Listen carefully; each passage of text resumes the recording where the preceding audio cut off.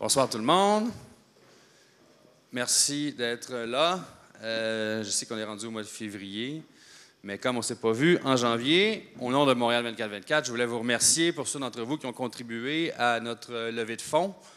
On a ramassé un peu plus de 1 700 $. Alors grâce à ça, on va pouvoir avoir un site web bientôt, ce qui va nous donner un peu plus qu'une page Facebook, là. Sur le site web, vous pourrez retrouver, entre autres, là, les publications qu'on a faites, là, dont notre mémoire qu'on a remis à la Ville de Montréal, les différents trucs comme ça. Et aussi tous les trucs qu'on met sur notre page Facebook. Vous pourrez les retrouver là également. Ce soir, la soirée est un peu divisée en deux parties. On va recevoir Chris Guilty du magasin Larama. Le magasin Larama, qui est un magasin de disques spécialisé pour les DJ sur la rue Bernard. Tout ça, bien sûr, dans le contexte des amendes qui ont été imposées aux disquaires. Je pense que c'était fin novembre, début décembre. Beaucoup d'eau a coulé sous le pont depuis qu'on a décidé d'inviter Chris. La ville a décidé de bouger plus rapidement encore qu'on le croyait. Mais on pourra parler de tout ça avec lui et, entre autres, aussi de tout son parcours à travers la culture nocturne de Montréal. Là. Chris est un incontournable depuis au moins environ 10 ans, je pense, à Montréal là-dessus. Mais d'abord, on voulait vous présenter des conclusions d'un sondage que des chercheurs, en fait des étudiants de l'UQAM dans le programme d'action culturelle, ont mené pour nous sur les habitudes de consommation des usagers de la nuit. Et comme on a très peu de données à Montréal sur l'économie nocturne, la vie nocturne, on trouve ça vraiment intéressant. Ça marche comme ça. Donc, voilà. C'est un rapport d'évaluation participative. Je pense que c'est le nom du cours, ça. Ça a été fait par 5 élèves. Je vais les nommer. Il y en a peut-être certains qui sont là ici. Alors, je les remercie tout d'abord de nous avoir fourni ces données-là. C'est intéressant parce que, comme je disais, il y a très peu de données qu'on a à Montréal qui ont été faites de sondages ou d'études économiques sur les apports. On n'a toujours pas d'études économiques, savoir combien ça rapporte, combien ça génère l'industrie de la vie nocturne à Montréal. Donc, Luca Fullenbaum, Héloïse Krumka, Jean-Raphaël Lavoie, Joël Lavoie et Catherine Potvin de l'UQAM, du programme Action culturelle, qui ont participer à cette recherche. Il y a la méthodologie, ça s'est fait en 2 volets. Il y a un volet, une évaluation quantitative, c'est-à-dire un sondage qui a été réalisé en ligne entre le 4 novembre et le 6 décembre 2019, qui a quand même accueilli 736 répondants. La publicité, si vous voulez, entre guillemets, de ce sondage-là a été fait sur des groupes et des pages Facebook spécialisées à Montréal, dans la musique électronique, la vie nocturne en général. Et il y a aussi un volet participatif, donc des entrevues qui ont été menées avec 6 personnes. Savoir un peu c'était quoi, avoir un peu plus de viande autour de l'os, là, savoir c'était quoi leur expérience de la nuit à Montréal, avec des profils assez différents. Une barmaid, un chef de corps à la sécurité, des étudiants, un autre qui est agent de bar, un ex-employé de bar, ex-organisateur d'événements. Donc, avoir différents âges aussi là-dedans. Essayez de voir un peu ce qui ressort de tout ça. Vous allez voir, il y a quelques citations que je vais terminer avec ça, là, qu'on a extrait tout ça, c'est assez intéressant. Le sondage, c'est sûr, c'est pas un sondage scientifique. Il y a un biais. Vous allez voir plus tard, on est même capable un peu de quantifier le biais. C'est certain que ça s'adresse à des gens qui ont un intérêt dans la vie nocturne. Mais tout de même, les données sont plutôt probantes. Donc, ce qu'on cherchait à savoir, c'est c'est leurs habitudes de consommation, leur niveau de satisfaction par rapport à certains thèmes, dresser une espèce de profil aussi des usagers, et aussi de sonder leur intérêt pour une administration de nuit. Les différents thèmes qu'on a explorés, c'est les thèmes qui reviennent toujours pour nous, qui sont importants pour nous à Montréal 24/24, c'est-à-dire le transport en commun de nuit, l'offre culturelle, l'offre alimentaire. Est-ce que c'est sécuritaire? Est-ce que les gens trouvent que leur expérience de la nuit à Montréal est sécuritaire?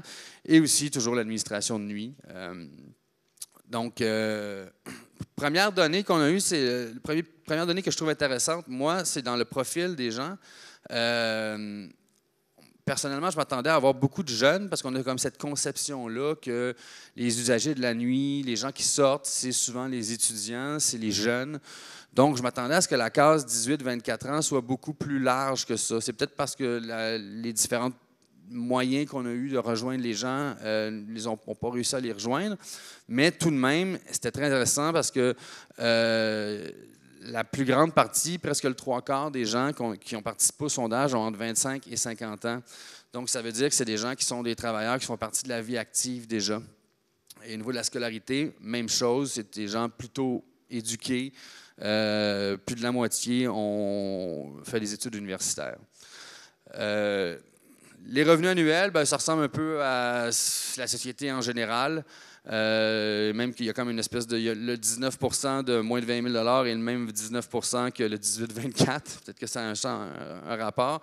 Donc, ça vous donne quand même une idée là, de c'est quoi le budget que les gens ont pour fonctionner dans la vie à Montréal. Et quand je parlais du biais que ce sondage-là fait en ligne avait, qui est un sondage non scientifique, le biais qu'il y avait, c'est que les gens qui ont participé au sondage sont des gens qui utilisent beaucoup la vie nocturne. Comme vous pouvez voir, là, la majorité des gens qui ont participé au sondage sortent plus de 2 fois par semaine ou 1 à 2 fois par semaine. Et comme on s'y attendait également, c'est les vendredis, samedis que les gens sortent le plus, avec le jeudi qui vient par la suite. Les heures de départ ont été intéressés de savoir quand les gens sortaient pour aller pour sortir la nuit à Montréal. Ça ressemble pas mal à ce qu'on avait comme impression. Les gens partent entre 8 heures le soir et minuit. Mais là où il y a une donnée, je trouve très, très intéressante, c'est l'heure de retour des gens. Parce que si vous regardez bien, il y a quand même 14,4 % des gens qui rentrent après 6 heures le matin et 31,3 % des gens qui rentrent entre 4 et 6 heures du matin. Donc, si on met ça ensemble, c'est presque 50 % des gens qui, on peut imaginer, trouvent des endroits où aller après 3 heures du matin. Donc, il y a toute une scène qui existe, et ça vient un peu le démontrer, toute une scène qui existe après 3 heures du matin, même si théoriquement, il n'y a absolument rien, il n'y a aucune offre culturelle légale, normale, en tout cas légale ou conforme, qui existe après 3 heures du matin. Bon, à part certains événements, bien sûr, là, mais... les transports aussi, ça c'était très intéressant parce qu'on a pu démontrer avec ça ce qu'on pensait beaucoup, c'est que les transports collectifs sont très peu utilisés la nuit. On le voit ici, là, le vert le plus foncé, c'est très souvent, puis le vert moins foncé, c'est généralement. Donc, c'est les deux trucs que vous pouvez regarder. Les transports collectifs, on voit le nombre de réponses qu'on a eues qui utilisent les transports collectifs généralement ou très souvent pour partir, mais quand on regarde les retours, là, c'est complètement inversé. Jamais ou parfois prend presque le 3/4 du truc. Là. Je vais juste le remontrer ici, peut-être le pointer. Là. C'est ça ici qui change. Là. Clac, clac. Donc, ça vient un peu démontrer ce qu'on dit depuis le début, c'est que, et que vous savez sûrement, c'est que le transport de nuit à Montréal, il est complètement déficient. Les gens n'utilisent pas les autobus de nuit et la nécessité d'avoir soit un service de nuit d'autobus bonifié ou encore, l'idéal, un service de métro de nuit. L'offre alimentaire après minuit, on se demande est-ce que les gens on a voulu sonder leur taux de satisfaction et on le voit ici, presque 70 % des gens se révèlent être pas du tout ou peu satisfaits de l'offre alimentaire après minuit. On va voir les entrevues. Il y a des gens qui auront fait écho aussi à ça plus tard. Le transport en commun, comme j'en parlais juste avant, là, c'est encore plus évident. C'est près de 80 %. C'est plus de 75 % en tout cas des gens qui ne sont pas du tout ou peu satisfaits du transport en commun après la fermeture du métro. Et là, la fermeture des bars à 3 heures du matin. C'est probablement où on a la donnée la plus probante à cet égard. 77,5 % des gens ne sont pas du tout ou peu satisfaits que les bars ferment à 3 heures du matin et voudraient avoir d'autres options légales et conformes. Et l'offre culturelle, après 3 heures du matin, donc qu'est-ce qui est proposé aux gens? Encore une fois, très peu de satisfaction à ce niveau-là. Et l'implication de la ville au soutien à la vie nocturne, pas du tout ou peu satisfait. Bref, les gens qui ont participé au sondage ont utilisé le sondage pour faire valoir leur position plutôt critique face à la gestion de la vie nocturne à Montréal. Par contre, le sentiment de sécurité la nuit, on peut d'ores et déjà penser que la majorité des gens trouvent que Montréal est une ville sécuritaire la nuit, puisque la plupart d'entre eux se sont révélés satisfaits ou très satisfaits. Donc, en conclusion, quand je parlais du biais de départ de notre sondage, 70 % des répondants sont d'avides consommateurs de la nuit, à quelques fois par mois ou à 1-2 fois par semaine. Et 68 % des répondants ont besoin de transport après 2 heures du matin et le transport collectif n'est pas capable de répondre à ce besoin-là. 45,7 % des répondants rentrent après 4 heures du matin, donc on peut penser qu'ils trouvent des options, soit chez des gens dans des soirées privées, ou soit dans des bars illégaux, soit dans des événements pour terminer leur nuit après la fermeture des bars. Plus de 65 % sont insatisfaits de l'offre alimentaire nocturne, 75 % transport collectif. Bon, bref, vous voyez que ce que je viens tout de raconter, finalement. Maintenant, les entrevues. Il y avait 6 personnes. Ces entrevues-là ont été menées avec différents profils. Dans ces profils-là que j'ai énumérés au début, il y a 2 des répondants qui organisent eux-mêmes des after-hours privés. La majorité des gens, quand on leur a demandé où allez-vous manger après 3 heures du matin, ils nous ont répondu l'AEW ou le McDo, bref, le fast-food, ou encore la banquise. Personne n'a parlé de chez Claudette.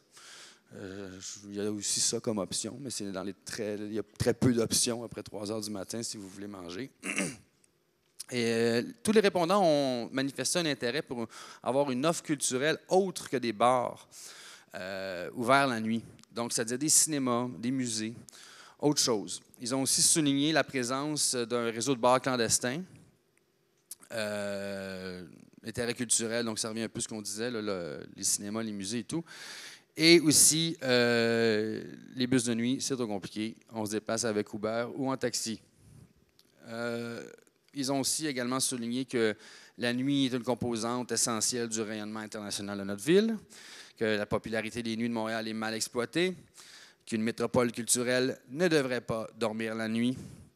Et si la ville structure la nuit, les gens suivront les règles. Donc, en ce moment, on peut comprendre qu'en ce moment, les gens ne suivent pas les règles parce que la ville refuse de structurer la nuit. Elle le fait comme si elle n'existait pas. Bref, donc les gens, eux, s'organisent eux-mêmes, organisent des after-hours privés, des bars clandestins. Pourquoi? Parce que la ville ne structure pas la nuit. Mais si elle le faisait, les gens suivraient les règles. Ils ont aussi souligné que si on allait de l'avant vers ça, il faudrait sensibiliser et responsabiliser les gens à la consommation de drogue et d'alcool. Et aussi faire la sensibilisation au concept de gentrification et comment la gentrification vient interagir avec la nuit. On l'a vu, c'est pour ceux qui étaient ici au mois de décembre, avec Jean-Nic Langlais de la coop Catacombes. C'est entre autres principalement à cause de la gentrification que les catacombes ferment. Et ils ont aussi demandé d'accorder une importance aux services de proximité et au transport. Donc, je termine avec quelques citations que les gens qu'on a interviewés, je les trouve plutôt probantes, ces citations-là aussi. Ça n'a pas rapport à comment ça marche ici. On n'a pas de transport, c'est cher avec les taxis. Il faudrait avoir des lignes de métro ouvertes 24 heures pour desservir le centre. Êtes-vous d'accord avec ça?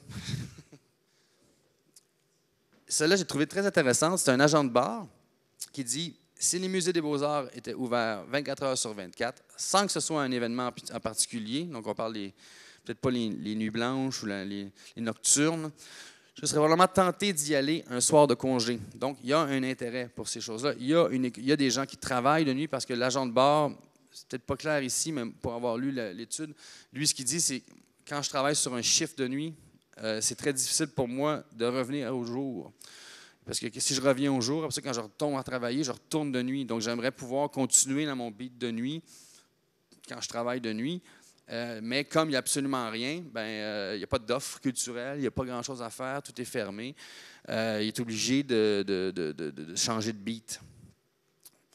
J'ai dit que je n'étais pas satisfait de la nourriture parce que c'est juste du fast-food. Ce serait bien une offre plus gastronomique. Ce serait une belle opportunité. Étudiante adepte de musique électronique. Moi, ce que je trouve intéressant, c'est qu'elle a 22 ans. Je ne veux pas faire mon vieux con, mais à 22 ans, je trouve qu'il y a un changement de culture qui s'est opéré. À 22 ans, au début des années 2000, moi, la gastronomie n'était pas nécessairement quelque chose qui m'importait. Je pense qu'on le voit de plus en plus maintenant. Les gens veulent des bons produits, puis ça transcende les tranches d'âge. Il faudrait peut-être mettre certaines sections dans la ville où ça reste ouvert après 3 heures du matin. On pourrait condenser les gens sur ces rues-là, et donc on y condense la sécurité. Et si quelqu'un pouvait gérer tout ça, ce serait un monde merveilleux. C'est un chef de corps à la sécurité, donc j'imagine qu'il prêchait un petit peu pour sa paroisse. Mais c'est certain que oui, je sais que nous, ce qu'on propose aussi, c'est de créer des zones festives un peu dans la ville, qu'il y ait certaines sections de la ville qui soient dédiées à ça. Les plus évidentes en ce moment sont peut-être celles que le maire Coder, à l'époque, avait voulu faire avec son projet pilote, Crescent, puis le quartier latin. Mais le problème avec ces endroits-là, c'est que c'est des endroits qui sont très touristiques et qui répondent peu aux besoins de la scène locale. Donc, il y aurait peut-être un autre endroit qu'on pourrait créer comme ça, ou encore certains endroits, accorder des permis à des endroits qui, au niveau du zonage, n'ont pas de résidence à côté, ils sont peut-être dans des lieux, dans des zones plus industrielles de la ville, où ça ne dérangerait personne, où on pourrait accorder des licences pour ça, pour aller au-delà de 3 heures du matin.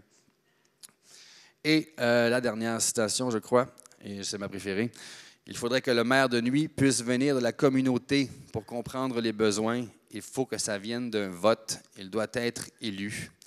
C'est la barmaid de 41 ans qui a dit ça.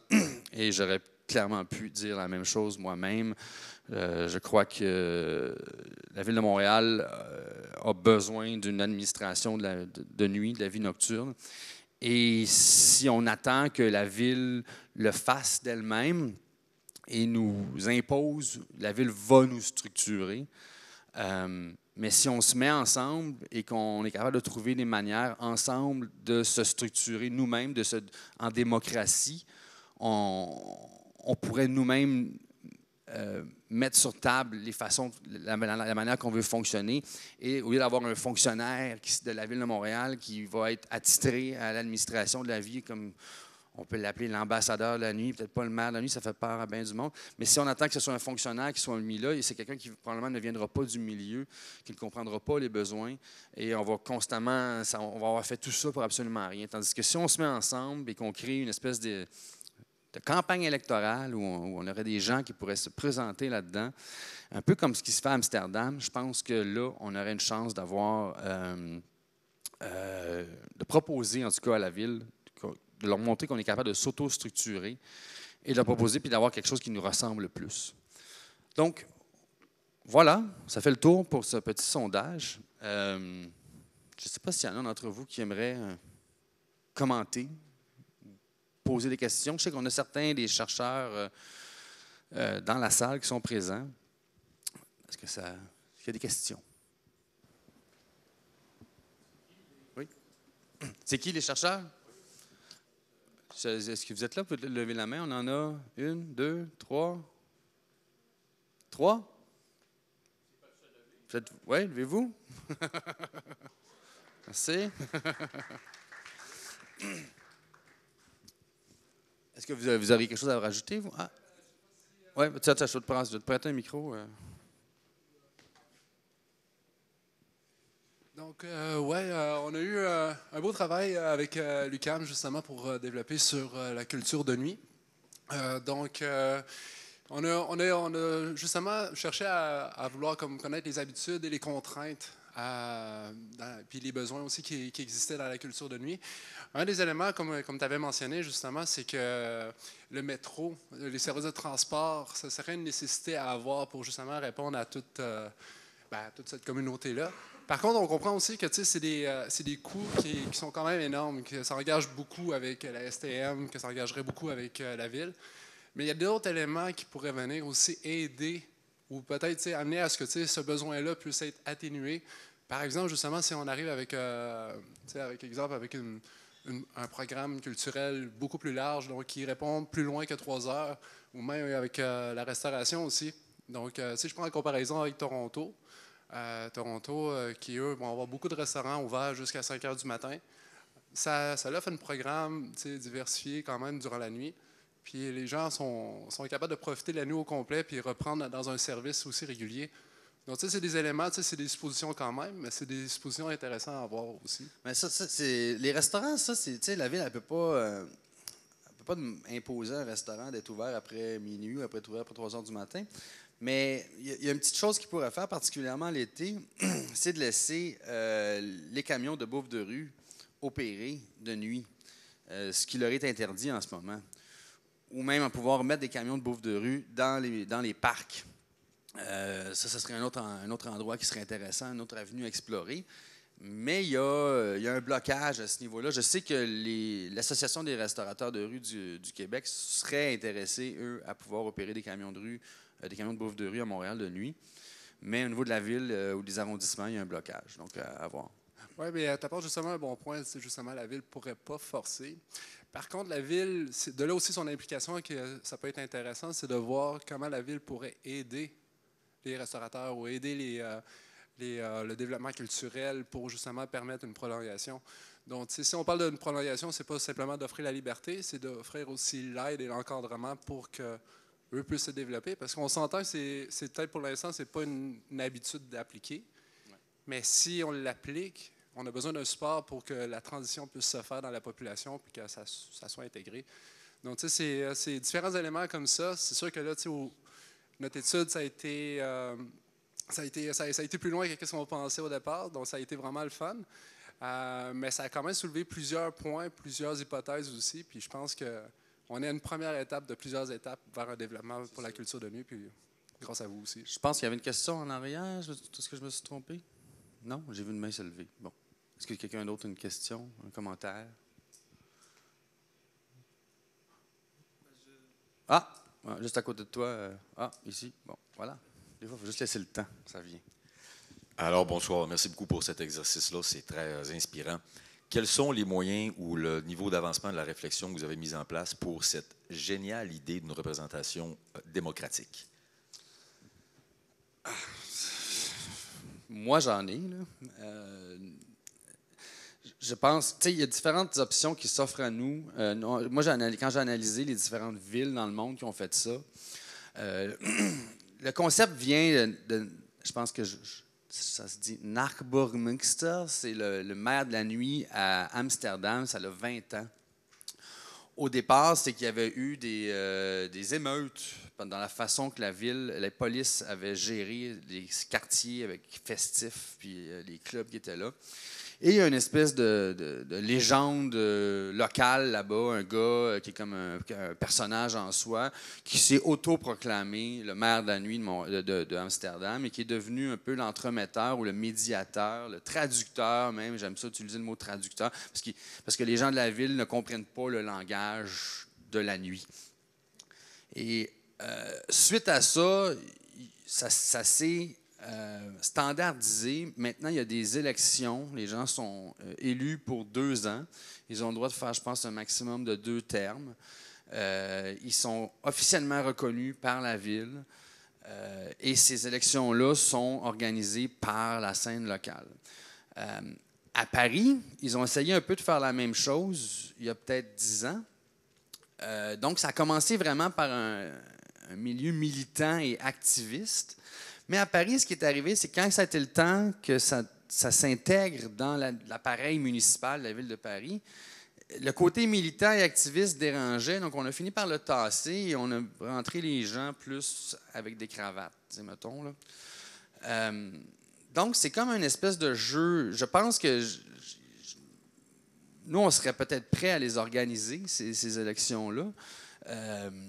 Ne serait-ce que pour faire avoir la discussion, puis voir les différents points de vue, puis comment les gens... Mais tu sais, c'est certain que quand on parle de ces élections-là, ça va finir avec une soirée ici, on vote à main levée, les gens parlent. Tu sais, c'est pas... Il n'y aura pas de...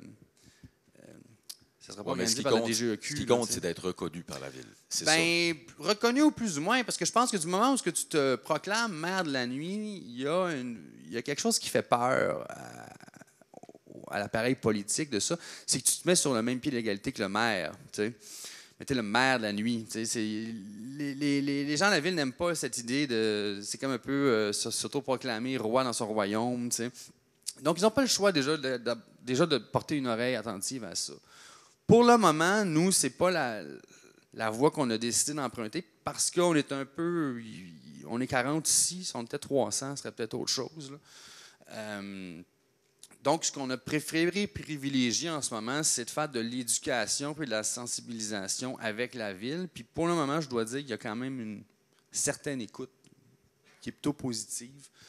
On a eu une rencontre là, avec le responsable du développement économique de Projet Montréal à la ville, au conseil exécutif début janvier. Et il y avait, c'est Luc Rabouin qui remplace Robert Baudry, qui est le nouveau maire du plateau. Il y avait une très, très bonne écoute, puis je pense qu'ils ont commencé à comprendre que peut-être ils n'avaient pas l'expertise pour livrer leur promesse électorale, qui est de déposer une politique de la vie nocturne.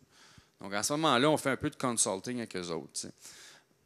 Mais je lance la bouteille à la mer. S'il y a des gens ici qui veulent s'organiser et se créer une structure, ça va nous faire plaisir de les appuyer. T'sais. Merci. Je propose peut-être de prendre un petit 5 minutes, s'il y en a qui veulent aller à la toilette, ou prendre un dernier verre. Ensuite, on revient et on parle avec Chris. D'accord? All right. OK, we're back. Alors, on va faire ça vraiment pure Montreal style. On va faire ça en franglais. So I hope everyone here speaks both because we're going to switch from one to another. So on a invité Chris parce que, comme je disais au début, en ouverture, au départ, c'était pour parler des amendes qui ont été données aux disquaires sur la rue Bernard. En fait, c'était lors du Record Store Day que l'infraction a été constatée d'avoir été ouvert au-delà de 18 h ou 17 h un samedi ou un dimanche. L'ironie voulant, par exemple, cependant, que les libraires, donc si tu vends des livres, tu profites d'une exemption et tu peux rester ouvert au-delà de ces heures-là. Donc, c'était l'idée au départ de pourquoi on a invité Chris, mais Chris a beaucoup plus à dire aussi là-dessus. Donc, je vous inviterai à donner une petite main d'applaudissement à Chris Guilty du magasin Larama. Et on va parler we're going to talk about Montreal nightlife in general. Tiens, tu peux prendre ton petit micro. Bonsoir. Yeah, Chris, it's really cool to have you here. I've known you for I don't know how many years now, but I don't think we've discussed any of the things we're going to discuss here today together because usually they're not the type of questions you ask to someone at 4:30 in the morning, but some people do, and yeah, maybe, but then you're annoyed. How did you end up doing this? How, I think I'm pretty sure everyone in this scene has a clique at some point or has a past, or sometimes it's their parents and stuff like that, and that's how they end up into music, and then they discover the electronic music scene. And so, what's your story? Well, I grew up in the Portuguese community, and there's a little church on the corner of Saint-Urbain and Rachel that many people have probably seen. There's always parties there. And my parents used to organize some of the parties in the basement of the church. And I mean, like 6, 7 years old, I'd be building floats decorating the basement. And at 2, 3 in the morning, like I was probably under the table sleeping. Like I wouldn't go home. I would just sleep under the table till my parents were done. Your parents would organize these parties? They would or? organize, and my family was involved. So the idea of partying was always very comforting. Were they into music? My dad was a DJ. Okay, your dad in was Montreal. a DJ. Yeah, Okay. like more mobile disco. So before, like, everybody would build their own sound system and have gear, and especially if you were in a certain community, it was really easy for you to get work because you knew the music maybe of that, Lebanese, Italian, Greek, Haitian, whatever. Like there's superstars within all these communities, and everybody parties, but usually it's in apartments or residential spaces, so the police can't really like close things down unless there's serious complaints. So grew up going to church basements and apartments and went to school in Saint Michel, so that whole area. Was your father DJing like dance music or Disco and rock. disco mostly. and rock? So you were already. But by the time I grasped it, it was just he used my garde-robe, like his storage. Thank God. So it was more like, but he was already onto CDs and stuff, but all the records were there. And then I started playing, and he's like, "Oh, you like that, huh? You like Vinyls. that?" Yeah. Okay. It's like, "Oh, so next time we have a party, you can do the DJing, so I can drink with your uncle." You know what I mean? And I was like, "Cool, thank you." And I try to do things, like mix like Led Zeppelin with GQ and stuff, but I just don't. I'm not a rock. I'm not. I love it. There's a lot of things I like, but it was the disco and the soul and the jazz and then the house and the hip hop and everything was more my thing. But it's thanks to his records being there. They have a smell, they have a presence, and it's very hard now because people always come into my store and go, "Oh, I used to have a lot of records when I was younger. Are kids still into records?" And I'm like, it's hard for me to answer because it's always been the way I get music. So I try not to get offended. I'm just like, yeah, ça fait partie du culture. Les gens aiment ça encore. C'est hip, But yeah. Yeah, but that's how on en a profité beaucoup de ces gars-là they sold their records collection at some point, and that's how we bought them back. Yeah. Or people who come and try to convince me that records really do sound better. Like I'm telling you, you might not know. I've tried CDs, tapes, and records. I was like, yes. Yeah, I'm pretty sure they do sound better. But. How did you start DJing in the scene kind of thing? How was the switch? How did the switch happen? The switch, turning 18 was the switch. Okay. Because before that, I would go to the bars, but they definitely wouldn't hire me. I remember I was at the Fufun Electric on my 18th birthday, and I saw the security guard from Jupiter Room, and he bought me a drink, and he said, "How old are you?" And I said, 18, and he almost threw me across the room because I'd been going for 6 years. At Jupiter Room. Yeah. I remember this place. There's a track by Digitalism called Jupiter Room. So you were already DJing at that time? Yeah, I grew up kind of in the hip-hop graffiti scene, so Okay. a lot of house parties. Puis comment t'as commencé à faire tes propres parties?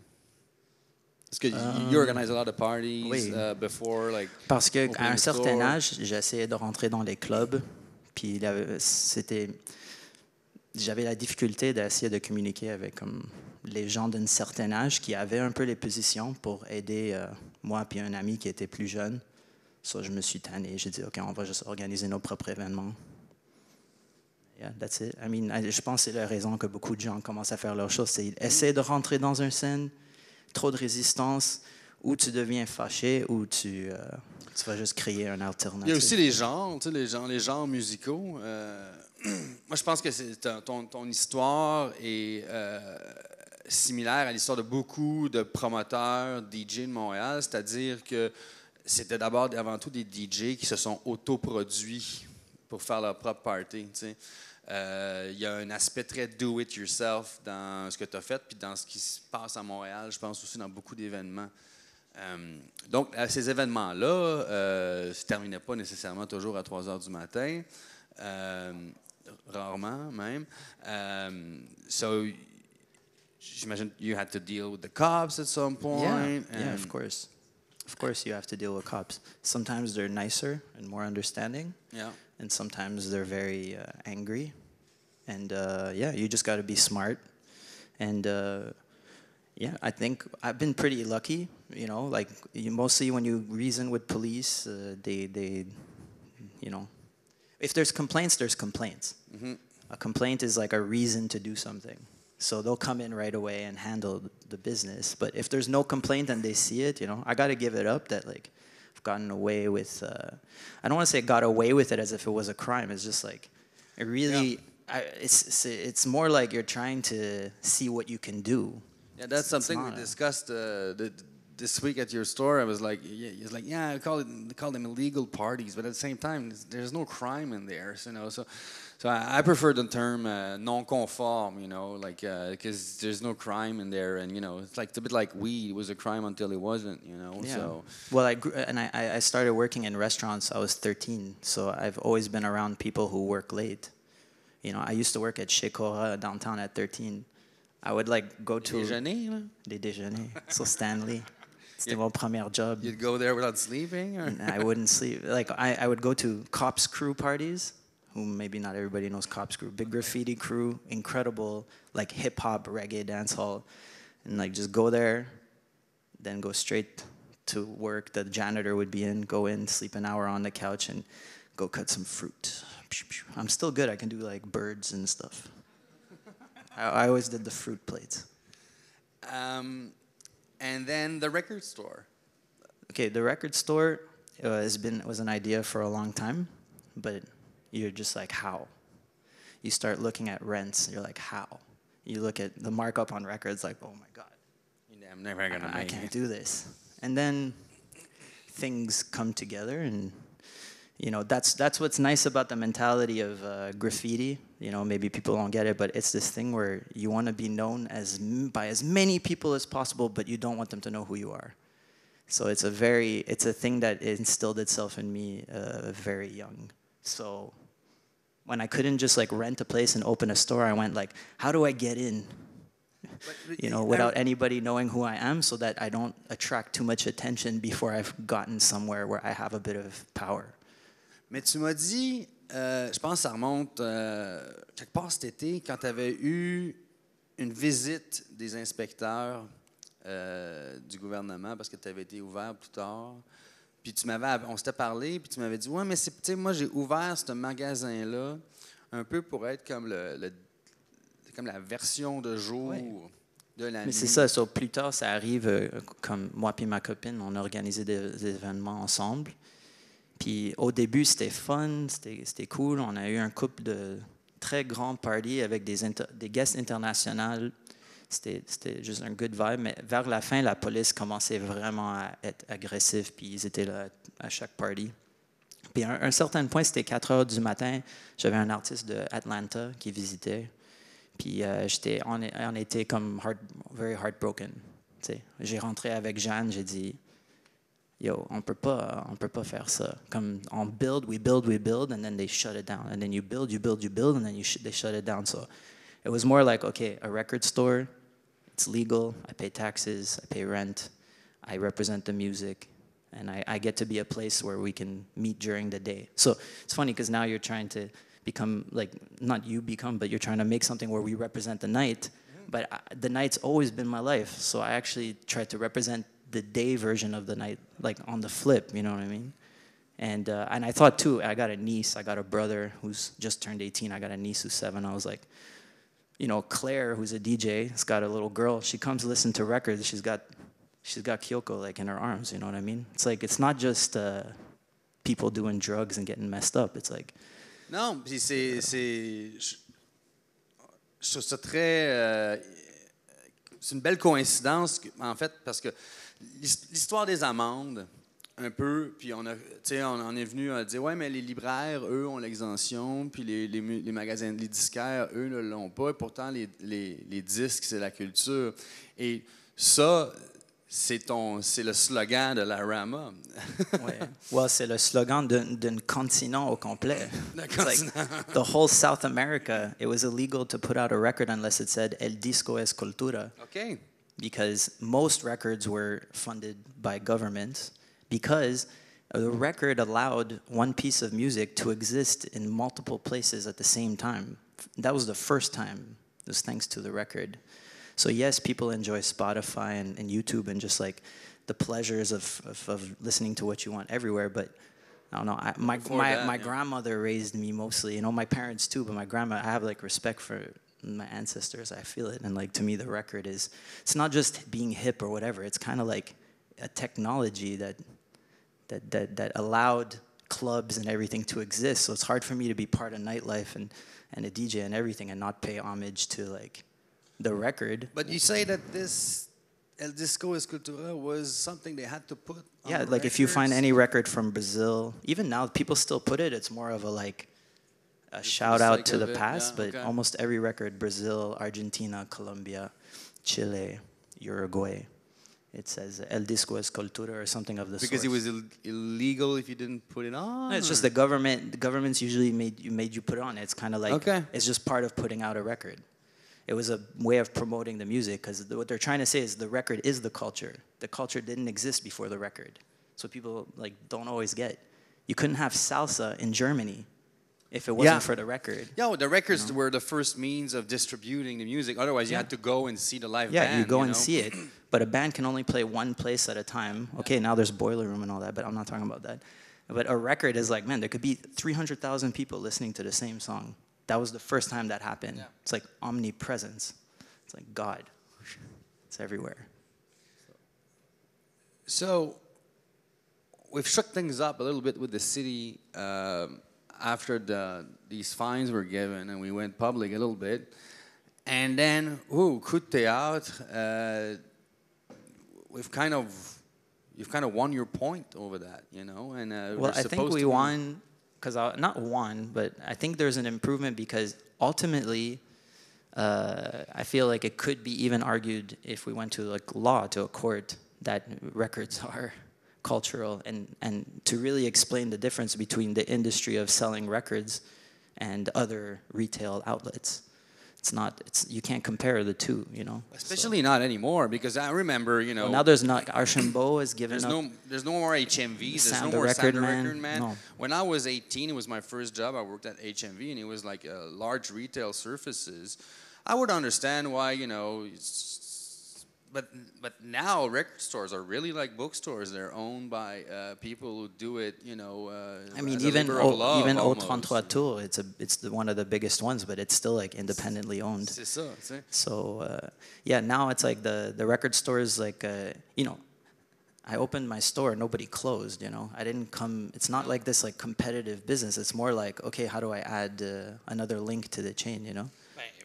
Better than that. I mean, I think you filled a part of the market that did not exist anymore. Guys, I remember buying a lot of singles. You know, there were no more DJ shops. There were still record stores where you could buy albums, but they were not dedicated to the 12 inches, to singles, you know, and catered only or mostly to DJs, you know. Well, because you can't, it's not, like you can't make a business plan and like present a business plan for like, hey, I'm going to sell obscure 12 inches to people.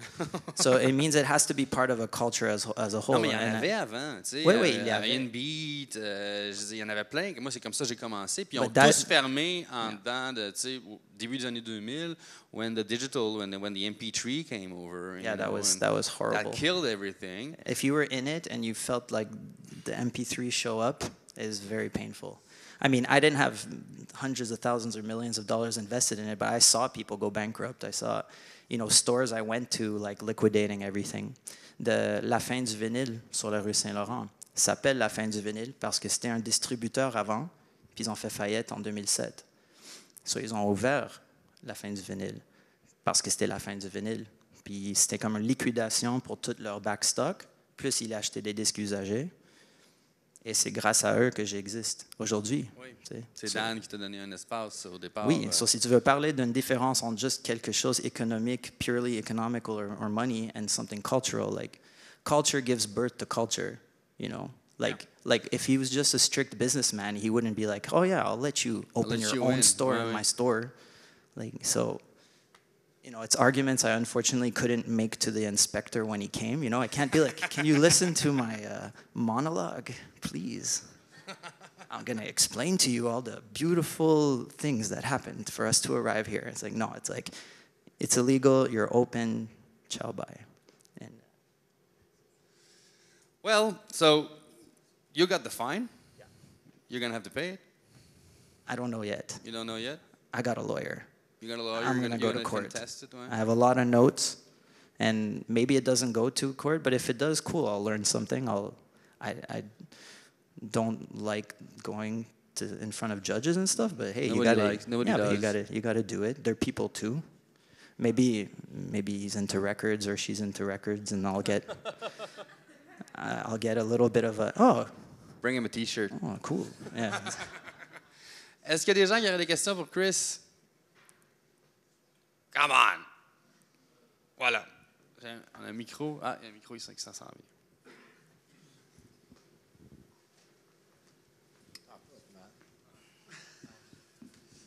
Salut Chris, salut tout le monde. Moi j'avais comme question, comment tu fais pour innover et ramener des gens dans ton store, vu que c'est difficile maintenant on est plus amené à acheter nos musiques sur Beatport. Comment tu fais pour ramener du monde? Est-ce qu'il y a une technique? Est-ce qu'il y a... Mais moi, c'est pour ça que j'habite à Montréal. J'étais né ici et j'ai jamais parti parce que il y a des gens qui voulaient, qui veulent des choses. C'est pas tout abandonné. C'est juste ça existe dans plusieurs places. So, c'est sûr que si j'ouvre une boutique qui spécialise juste dans un certain style de musique, ça va pas marcher. Mais grâce au fait que je peux écouter un peu de tout, ça ressemble tous les petits, les micro-crews dans toutes les cultures qui viennent. Et grâce à ces gens-là qu'il existe, qu'ils veulent cette expérience de acheter des disques. Et merci aussi aux distributeurs et aux labels qui sortent la musique. Il y a beaucoup qui sortent juste sur vinyle et les gens essaient de faire ça. Je sais, pour certains, c'est un peu égoïste de faire ça, mais tu dois comprendre que beaucoup de gens font ça pour aider l'industrie parce que les magasins de disques, c'est des lieux de culte. Et souvent, j'ai des touristes qui vont arriver, qui viennent direct de l'aéroport, puis ils vont commencer leur séjour au shop et être comme, OK, c'est quoi les bons restaurants? C'est quoi les bons cafés? Où est-ce que je devrais sortir? C'est quoi les musiques? C'est comme, des fois, j'ai plus de salive à la fin de la journée. Je dis comme, OK, tu vas là, tu vas aller au blablabla, boire un vin là, prendre un café ici. So, c'est ça qui garde les disquaires ouverts. C'est que à un certain point, tu veux interact avec ton culture et tu ne peux pas remplacer ça. Tu sais, Beatport, le digital, c'est un peu démocratie de la musique. Ça veut dire que tout le monde peut avoir au moins une expérience avec la musique, mais c'est comme aller en voyage. Si tu vois juste des photos de Bali puis tu ne vas jamais, c'est un peu triste. Tu sais. Des fois, les gens veulent avoir le disque et l'écouter et partager dans cette expérience-là. Et ça, l'innovation, c'est juste tu ne peux pas juste écouter une chose. C'est sûr. C'est pas comme avant. Avant, il y avait noise. Tu rentres, c'est comme drum and bass. Just drum and bass. Then you go somewhere else, it's like just chanson français. But it's like now it doesn't exist anymore. Tu dois être comme, like, you got to be into everything, you know, for better or for worse. You know, I will come. you know, no pressure. What is the address? Je suis fermé les mardis. C'est pour ça que je sais ça. Okay. C'est Bernard et Clark, 77 Bernard Ouest. Ça. Merci. Merci. Oui, juste ici. Juste là en avant. Prochain après. Oui, si c'est illégal de vendre des disques après une certaine heure, mais correct pour les livres, est-ce que tu pourrais rajouter une section de livres? Ou est-ce que tu pourrais dire aussi, j'imagine qu'il y avait certains documents écrits, là, souvent que c'est avec les disques ou des livres reliés, tu pourrais dire que tu vends des livres aussi? Oui, j'ai appelé le ministère de l'Économie et de l'Innovation après que j'ai eu la visite. Et j'ai dit ça, j'ai dit, tu sais, qu'est-ce que tu veux que je fasse? Que je joue un peu un jeu pour avoir le droit de faire quelque chose? Mais la réalité, c'est que je suis un petit boutique. C'est juste moi puis ma copine. Et j'ai pas vraiment le cachet pour commander trop de livres. Déjà, c'est difficile, pas difficile, mais c'est un challenge, c'est un peu un danse avec les disques. Tu sais, qu'est-ce que je commande? Est-ce que ça va vendre? Qui est-ce que je peux reach? J'ai pas juste le format à dealer avec, j'ai aussi la facilité des gens pour juste acheter des choses en ligne. So, oui, c'est sûr que je pourrais changer un peu qui je suis pour avoir le droit de rester ouvert plus tard, mais je suis en train un peu de mentir avec qu'est-ce que je fais. Parce que oui, j'adore les livres, mais c'était pas, it wasn't my initial thing. Je veux arriver là à mon propre temps. J'ai vraiment la difficulté avec les lois ou le gouvernement qui est en train de me changer pour être quelque chose d'autre. Tu sais, c'est pour ça que j'ai pas fait ça, mais c'est sûr que oui. Mais je pense que ça prend 40 ou 50% de tout mon stock des livres. Et c'est beaucoup de livres. Ouais. C'est ça que je demandais. Il y a quand même un minimum qu'il peut, si l'inspecteur vient, il veut voir ton inventoire et ça doit être 40 ou 50% livres. OK, il faudrait que tu aies 40 ou 50% de ton, oui, de ton inventaire. C'est pas juste comme, hey, j'ai 3 magazines sur le mur, je suis librairie. OK. Mais j'essaie au niveau du cash flow, des liquidités, aller mettre une story des livres là, que tu vendras peut-être pas autant que tu voudrais. Non, et j'ai des livres, c'est sûr, qui viennent du culture, mais j'ai pas l'argent pour faire ça. J'essaie d'être très responsable dans mes affaires. Tu sais, si on parle de quelque chose plus des affaires, ça me rend triste de voir comment c'est facile de avoir de l'argent, être incorporé et faire faillite. Tu sais, j'ai pas fait ça parce que je veux être responsable. Je veux pas just go, oh, I guess I tried a big crazy idea and it didn't work out. Like, I'm really, like, just with my parties too, it's like I don't want anybody to get hurt, to overdose or anything. So you take measures, you don't overdo it, and you grow slowly so that it grows. I had a very picky dad. Like this is my dad talking right now. It's like if you're off a millimeter here, by the end you're off 2 inches. Il y avait une autre question en arrière. Je pose ma question en anglais, mais je vais poser ma question en anglais. So, in the 1970s, I'm an old guy. Montreal was considered the second biggest dance music city in North America after New York. Ils ont vendu plus de 12 pouces ici à Montréal que n'importe où en Amérique du Nord. Do you think people still know that history, or do you think, I mean, when the Montreal City Council declares Montreal as a heavy metal capital, like, hello, it was a disco capital long before and after that. It still is. They just don't. I mean, Unidisc is still here. They're in Longueuil, but that still counts as Greater Montreal. Is it still area. Dominique Zacca? No, it's not. Well, Joe from Unidisc called me last week, and I made an order that I think was 10 times bigger than he thought, and he wrote me an email being like, "Oh my God, thank you." You know, I was like, "You guys got all this stock from the '80s in stock?" I was freaking out. So, anyways, there's going to be a lot of good disco. Let me know when he comes in. Yeah, I'll let you know. But yeah, you're right. It was the story is not known, and there's little tidbits of it here and there, like Red Bull Music Academy 4 years ago. Well, thank you. I worked the whole thing, and I would have to say thanks to Red Bull, even though a lot of people hated on Red Bull Music Academy. That's the money I used to open my store, so respect Red Bull. It helped a lot, and my dad helped, But there was Robert Ouimet. They had the interview, so that's online to see. Great part of the story. But yeah, I mean, I go buy used collections off of people, and they're not, they're like my father's age, and I go to their houses, and yeah, you can't imagine how many really cool basements there are in Montreal and in Laval. In Laval, yeah, and in Laval, like basements of just like. Yeah, the freakiest one is I got a call and I grew up on Casgrain, and a guy on Desgaspé called me, and he was literally across the other side of my dad's house, and I went into his basement, and it was just like, it's been there for so long, and I didn't know. Like, I've been crossing in front of your house for 30 years, you know. But yeah, we should be known as the disco capital, and house too, and techno and all that stuff. Hi, it's me again. Hey, what's up? There you go. Moi, j'avais juste une question en fait. Qu'est-ce que vous cherchez par rapport... ça peut être une question pour toi ou pour toi aussi, mais qu'est-ce que vous cherchez de nous en fait? Que ce soit le consommateur, donc est-ce qu'on doit plus s'éduquer pour justement pouvoir réaliser ça, Montréal 24/24? Qu'est-ce qu'on doit faire?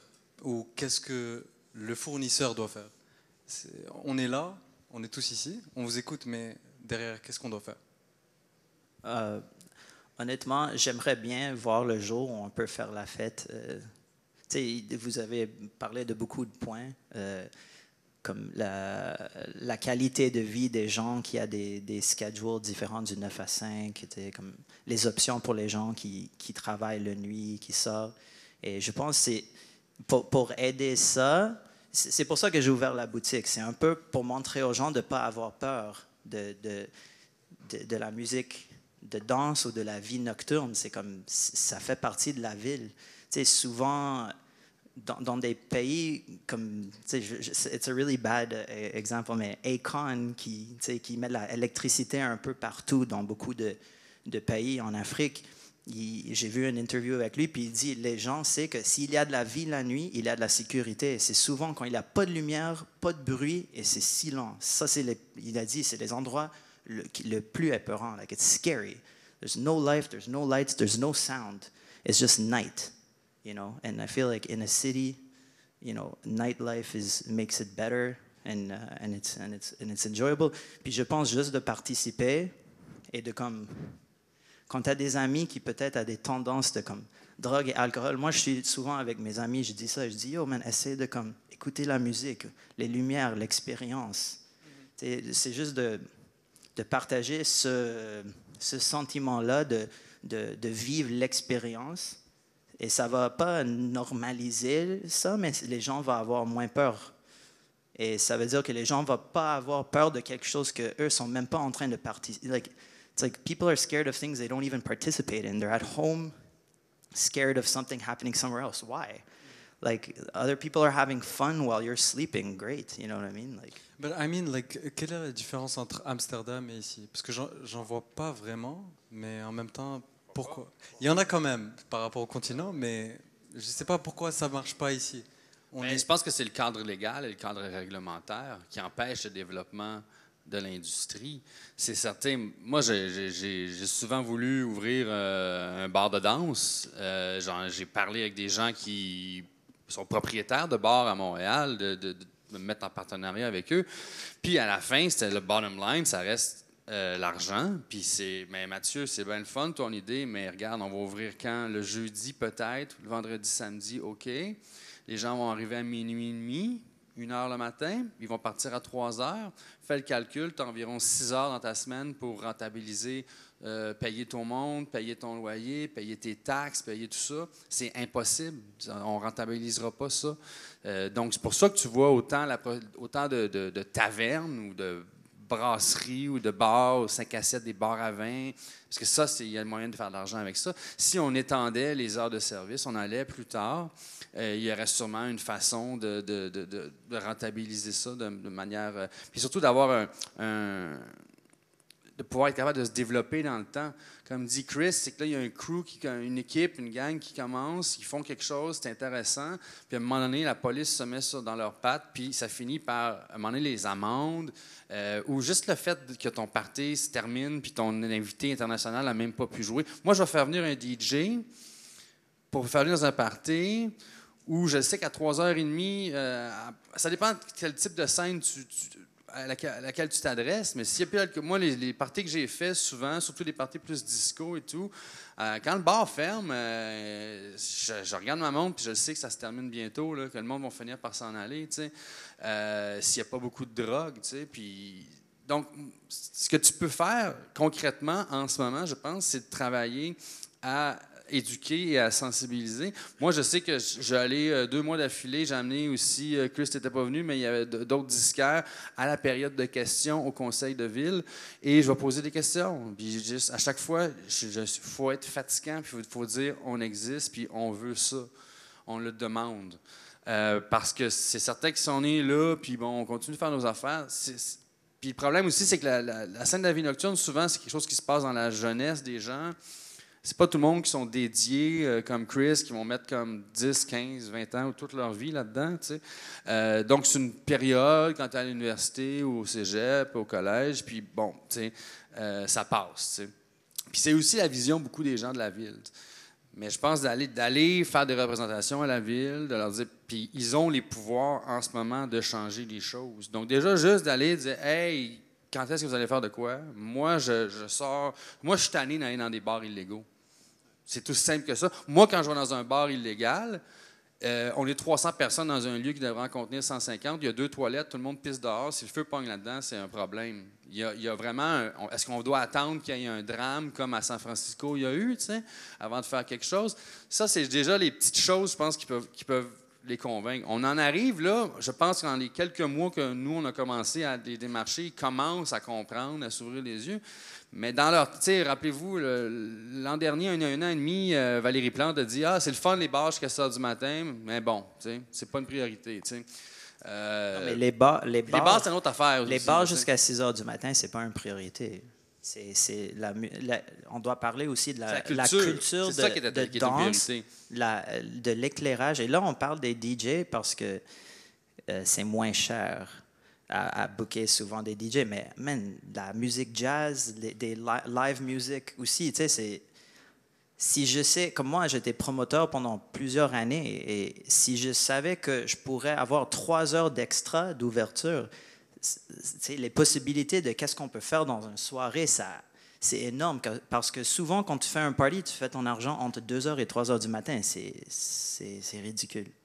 Honnêtement, les gens arrivent à 2 h, ils prennent des shots, ils se saoulent, et à 3 h du matin, tout le monde est mis dehors au même temps. Et moi, je travaillais sur Saint-Laurent et Des-Pins. Saint-Laurent et Des-Pins, le vendredi et samedi soir, il y a 40 autos de police. So, c'est ça que je trouve un peu fou, que la solution à tout le monde dehors au même temps, c'est d'avoir plein de police. C'est pas de extend the hours, les gens partent lentement. So, à 6 h du matin, ça se peut qu'il y a juste 20 personnes qui restent. So, ça veut dire que tout le monde est parti à leur temps, et ça donne... Il y a moins de binge drinking. Il y a moins de binge drinking. Quand tu mets un limite sur quelque chose, la pression est là. C'est un peu comme la prohibition. Tu sais, ça va créer des autres tendances. Oui. Une autre question au fond, je pense, monsieur, ici. Après ça, ouais. Dans le fond, c'est juste pour rebondir un peu sur ce que vous dites. C'est quoi la réponse du gouvernement face à ça? Parce que c'est une bonne solution d'étendre les bars jusqu'à 6 heures et d'un point de vue sécuritaire aussi. J'aimerais savoir c'est quoi leur réponse, parce on dirait qu'il y a comme une diabolisation de la scène. Il y a un manque de compréhension. Puis nous, on dit que ça va aider. Je ne sais pas si ça peut être une solution qui s'applique partout. Je ne sais pas si c'est la solution sur le boulevard Saint-Laurent d'ouvrir jusqu'à 6 h du matin. Mais je sais que dans plusieurs des villes où les heures vont plus tard, il y a moins de problèmes comme ça. La réponse, c'est qu'eux, ils ont peur. Ils ont peur de se tromper. Ils ont peur que ils étendent les heures, ça soit pire. Puis que là, ils perdent leur prochain. C'est le genre de propos, c'est le genre de sujet qui peuvent perdre une élection là-dessus. Donc, c'est pour ça que nous, on leur approche un peu en disant, bon, ben écoutez, on ne va pas le faire pour toutes les bars, on va pas le faire mur à mur. Premièrement, ce n'est pas toutes les bars qui ont besoin d'aller jusqu'à 6 h du matin. Si c'est un bar à scotch, je ne pense pas qu'il y a besoin d'être ouvert jusqu'à 10 h du matin. Il faut qu'il y ait une piste de danse, il faut qu'il y ait une offre culturelle. Et il faut que ce soit dans des lieux propices à ça, pas dans n'importe quel quartier. Puis on pourrait peut-être commencer par le faire avec des événements ponctuels pour ensuite migrer vers donner des autorisations aussi à des lieux permanents. Il n'y a pas 12 000 endroits de lieux permanents à Montréal, déjà auxquels je peux penser. Je pense qu'il y a même beaucoup de discothèques, je pense, qui sont peut-être plus commerciales, qui ne seraient pas vraiment intéressées à aller beaucoup plus tard que 3 h du matin. Mais tout ça, on n'a pas les données, puis on fait face à beaucoup de préjugés. Oui, c'est ça. Donc nous, c'est pour ça qu'on a un mandat un peu d'éducation en ce moment. Il y avait une autre question derrière, après ça. Salut tout le monde. Juste pour revenir, tu as parlé à un moment de booking, de DJ. Moi, ce que je trouve ici à Montréal, je viens d'arriver, c'est mon 2e mois à Montréal. Je viens du Maroc et je suis promoteur aussi, je fais des événements de musique électronique. Et ce que j'ai remarqué dans ces 2 mois, c'est que c'est les mêmes événements qui se répètent. il y a moins de diversité. Les DJ internationaux, par exemple, moi, avant, quand je regardais les bookings internationaux ici, je trouve qu'il y a rarement des bons DJ que j'aime, moi, dans lesquels je veux y aller. Mais après, quand je me suis approfondi dans le problème, je trouve aussi que le pays, il est un peu loin. Par exemple, moi, j'ai essayé, je voulais exporter mon collectif ici. Mais le problème, c'est que déjà, le pays, il est loin, le billet d'avion, il est cher pour ramener l'artiste. Le slot pour gagner l'argent, pour rentabiliser tes charges, c'est petit. Et aussi les pourcentages, par exemple, quand tu négocies avec le lieu pour avoir un deal, tu ne peux pas t'en sortir avec quelque chose qui est intéressant si tu veux ramener un DJ international et donner de l'esprit et du mouvement à ton événement. Oui, mais ça, c'est plein de problèmes en même temps. Moi, ça fait toute ma vie que je suis ici. C'est ça. Je peux parler, I can up all your arguments. Mais, non, je vois ce que tu veux dire, mais moi... Parce qu'il n'y a pas de temps. Il n'y a pas de temps. Il n'y a pas de temps. Il n'y a pas de temps. Et c'est comme tout dans la vie. Si tu veux avoir un bigger reward, you have to make more risk. C'est pour ça que les gens font des parties clandestins. Parce que souvent, tu peux commencer un party clandestin que tu ne sais même pas si tu vas arriver à ouvert avec 5 000 $ de dépenses déjà faites, tu sais. Puis on est souvent dans ces situations-là. J'ai vu des amis que, tu sais, on doit aider des amis qui ont perdu de l'argent ou qui a rentré dans certaines situations. Ouais. So, c'est pour ça qu'on veut, parce qu'on est tanné de voir les mêmes noms, oui. Et on est tanné de juste les mêmes groupes de personnes qui ont tout le contrôle, qui bookent tout, qui est safe. Ça tue notre ville, ça tue notre vibe, tu sais. C'est comme, j'aime pas ça non plus. Je struggle, je pense qu'on tous struggle de ouvrir cette porte. Et c'est cool d'avoir ton observation parce que dans 2 mois, tu as vu comme les dernières 20 ans de nos problèmes. Ça veut dire que ça existe vraiment. Tu sais. Non, parce que moi, je partage aussi parce que j'ai vécu ça au Maroc, dans mon pays où il y a plus de blocage. Parce qu'il n'y a pas que la musique qui est... Tu viens de où en Maroc? De Marrakech. Tu connais Casa Voyager? C'est mes amis, ouais. Yo, that's my boys, man. C'est mes amis. Yo, j'ai tous les disques au shop. J'ai vu, ouais. Je vais passer. Je viens de commander le nouveau de Koch, là. Yeah. Avec Jeanne Arrête. Bah, Koch, avec District. District, that's it. On a eu beaucoup de problèmes au Maroc. Par exemple, pour ouvrir le premier vinyl shop au Maroc, ça vient d'ouvrir la semaine dernière. Et ça a mis 6 ans pour ouvrir. Et c'est beaucoup de choses, je te laisse imaginer pour organiser des événements, parce que déjà, dans notre culture, l'alcool, c'est haram un peu, genre tu dois pas vendre d'alcool, c'est mal vu, les gens, genre il y a des gens qui bloquent ça. Ouais. Mais ici, je trouve qu'il y a moins de blocage, mais on a des autres problèmes, on a des tous autres des problèmes. Ouais. Et aussi une question que je veux poser, est-ce que, par exemple, les gens que vous voyez qui font toujours les mêmes événements, les pionniers soi-disant, est-ce qu'ils sont ouverts, par exemple, à la contribution pour aider les Non, je pense que ça va être peut-être les gens les plus difficiles à changer, parce que quand tu as une formule qui marche, je ne sais pas si tu vas le changer. C'est souvent les gens qui essaient de rentrer qui vont être innovative. C'est nous. So, moi, je dis à eux, tout le monde a besoin de tout. Le commercial ou les personnes qui aiment la même chose all the time, cool, that's good for you, mais ce n'est pas tout le monde qui veut la même chose all the time. Je veux juste dire, on devrait tous être capables de vivre ensemble. Je ne veux pas arrêter les clubs commerciaux. C'est cool. Ça veut dire que ces gens-là ne viennent pas à mon party gosser les gens qui ont payé pour rentrer. C'est cool, vous avez votre maison, puis on habite ensemble. It's all good, you know. So ça, je pense, ça va juste aider à créer l'autre zone que tu as vu qu'on a un problème à développer. Ouais. Il y avait une autre question en avant. Ben moi, en réalité, c'était plutôt pour relancer sur qu'est-ce qu'Anman avait demandé plutôt, à savoir qu'est-ce qu'on peut faire pour aider. Ben, je pense que c'est une manière que moi je vois, c'est aussi d'apporter un support. Donc, vous êtes en train de faire un travail qui peut sembler comme laborieux pour la ville de Montréal, puis vous le faites déjà, vous portez l'intérêt à savoir qu'est-ce que les autres villes font sur l'administration de nuit ou sur les maires de nuit.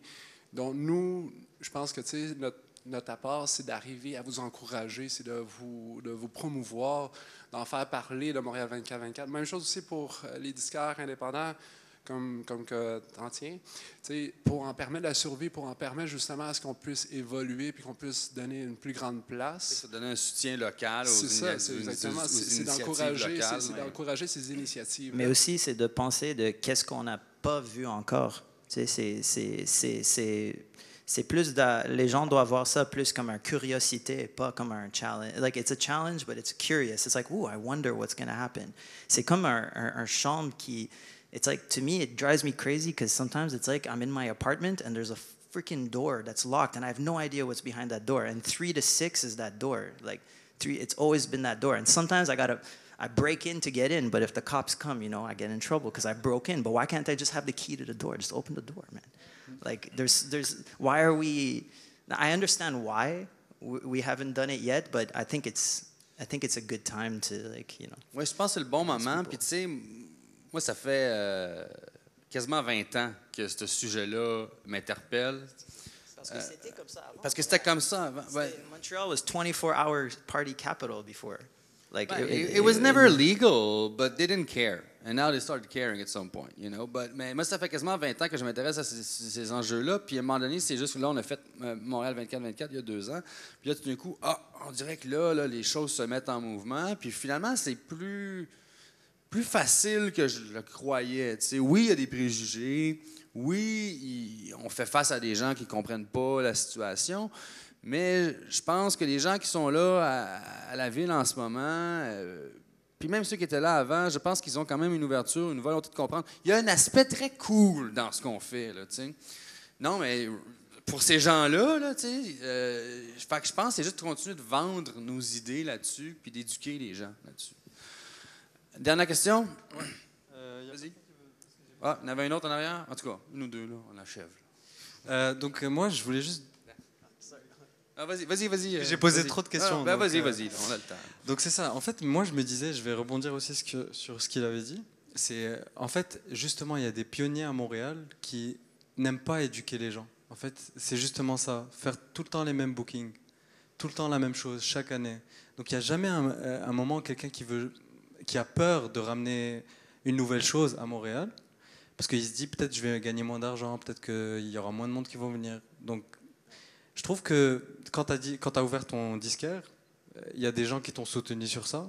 Mais par exemple, quand il y a des choses nouvelles comme Montréal 24-24, quand les gens, il y a des gens qui bougent pour justement bouger les heures de fermeture, je trouve pas qu'il y a des gens qui veulent soutenir ça. Il y a des gens qui, justement, c'est les pionniers, mais ils aiment bien là où ils sont parce qu'ils se font leur argent.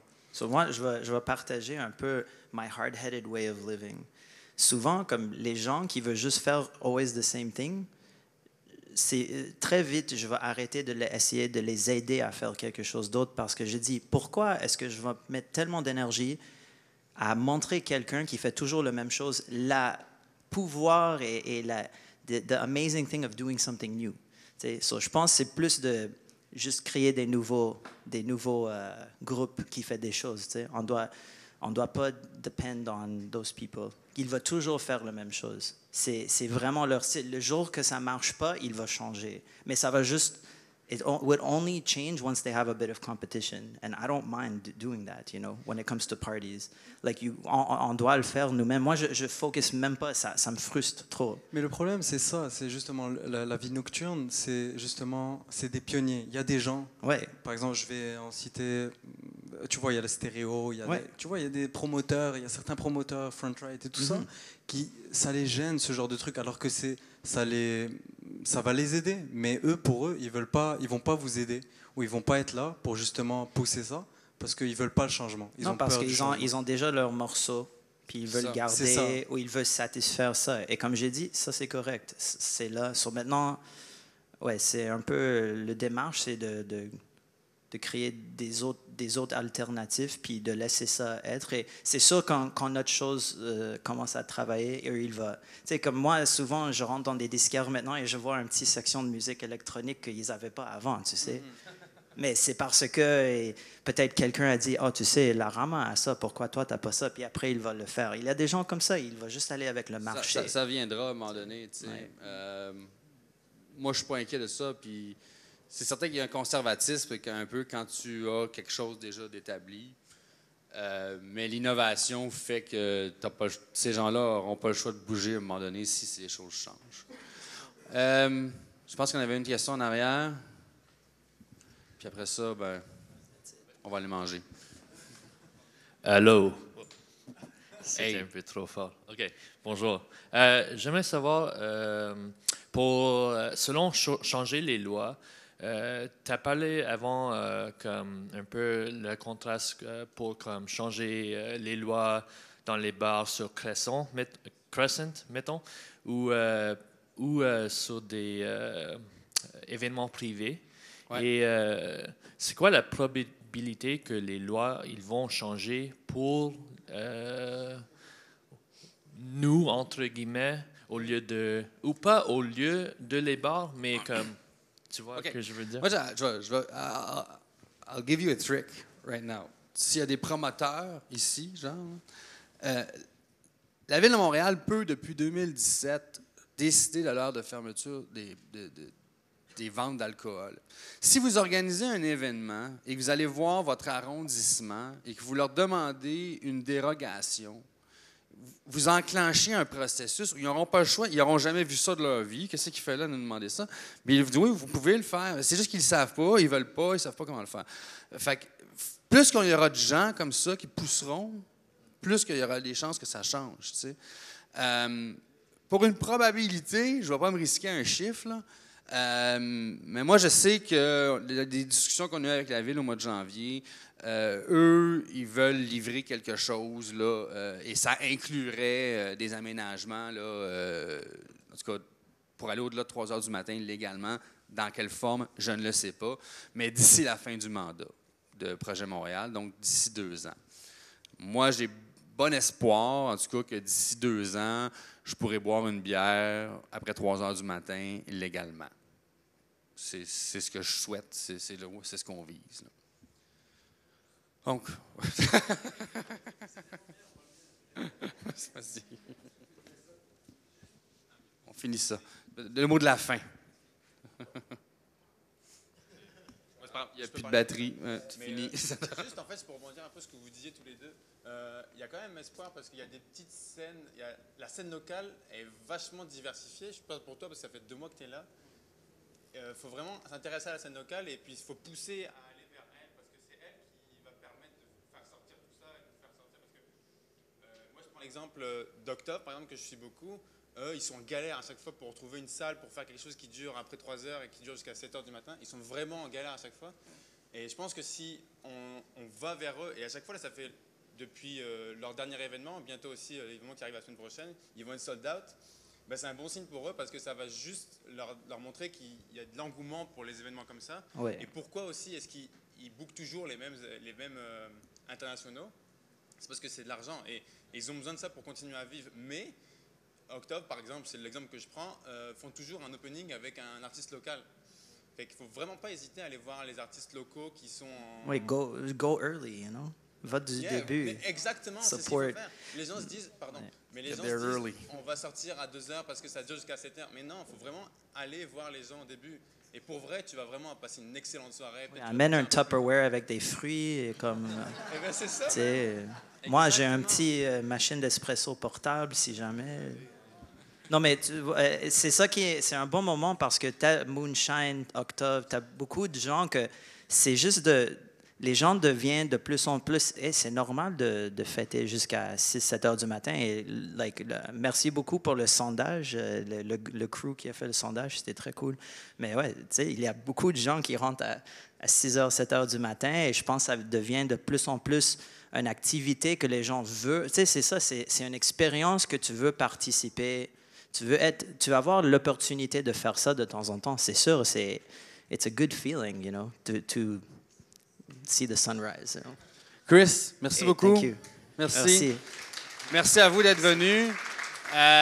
Je vous invite déjà le mois prochain, je vous dis ce qu'on va faire. On va avoir une discussion Skype avec Sunil Sharp et ses copains qui ont un organisme à Dublin qui s'appelle Give Us the Night, qui fait à peu près la même chose qu'on fait. On va essayer de faire une espèce de discussion comparative de la situation qu'il y a à Dublin et la situation à Montréal. Donc, ça va se passer par Skype, sur écran.